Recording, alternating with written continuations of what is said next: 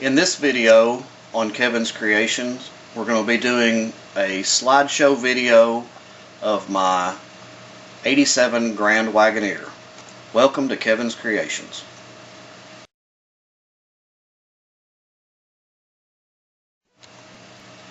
I just thought y'all might like seeing this slideshow of some of the pictures of my 87 Grand Wagoneer. I don't have it anymore, but it was one of my first big projects that I worked on. Basically, I bought it with a bad engine in it, and I bought another vehicle that was an 83 Wagoneer that had a good engine in it, so I took the engine and transmission, or basically just the engine out of it, and put over into the 87 Grand Wagoneer. As I started out, I made all of the suspension myself. It basically had 8 inches of lift. I did that by doing a spring over axle in the front. Because it came out stock, it was spring under, so I made it spring over, put perches on the top of the axle, and I also added a 2-inch addle leaf, which gave it 2 more inches of height, which was a total of about 8 inches. On the back, I made new spring perches and flipped the shackles down, which gave it the 8 inches of lift in the back end. Early on, I started out, I had just welded the spline gears in the rear axle, and the front axle had True Track locker in it. It's stock. It had Dana 44 axles front and rear. I had 36 1250 Swamper TSL tires on it. I did have to trim the fenders, even with the 8 inches of lift.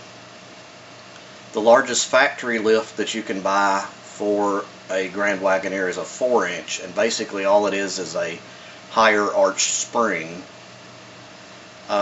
Later on, I converted it to Holley projection, throttle body, fuel injection. I had a Holley Performer intake manifold put on it. That helped out a whole lot with running it on angles and stuff like that. When you're going up and down hills, it didn't cut out anymore. The carburetor was bad about really cutting out. Then also later on, I changed it from the factory 273 gears to 488 gears, and I had Detroit lockers front and rear. Keith Throneberry helped me a whole lot with the axles, doing the axles and putting the tires and stuff on it. FB Fabworks helped me out with the high steer steering. And as you'll notice toward the end of the video, I cut 16 inches out of the body to help with departure angle. The back end was getting beat up quite a bit. The Wagoneers had quite a bit of body sticking out past the back tires. Like I said, I don't have this anymore. I haven't had it in probably 5 years, maybe even longer than that. I don't remember for sure. But it was a fun project. I figured out that it was about the vehicle more than it was the off-roading. I liked to take it out and see what it would do and what it wouldn't do, and what it wouldn't do, come back and make some kind of modification, and then go back out, conquer that thing that it wouldn't do before, and then figure out what else it wouldn't do. It actually got to where it was more than I could handle. The vehicle would do way more than I had the nerves to do with it. I realized that with the Wagoneer, it was the same way with these go-karts. I could still get the same amount of enjoyment out of the go-karts, basically doing the same thing, where I take it out, see what it'll do, what it won't do. I can do modifications, and it doesn't cost me $1,000 every time I come back to do something to it. They take up a lot less space, although 3 takes up about the space of what the Wagoneer did. But I can get the same amount of enjoyment out of these on a lot smaller scale. But hope you enjoy this slideshow video of my Wagoneer.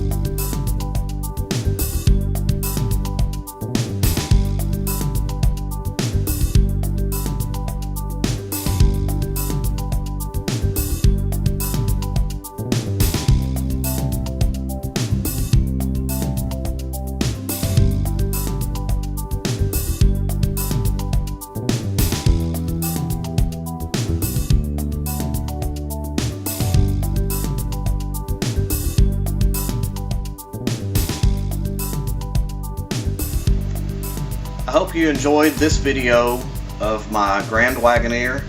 Please check us out on YouTube and on Facebook, and thanks for watching Kevin's Creations.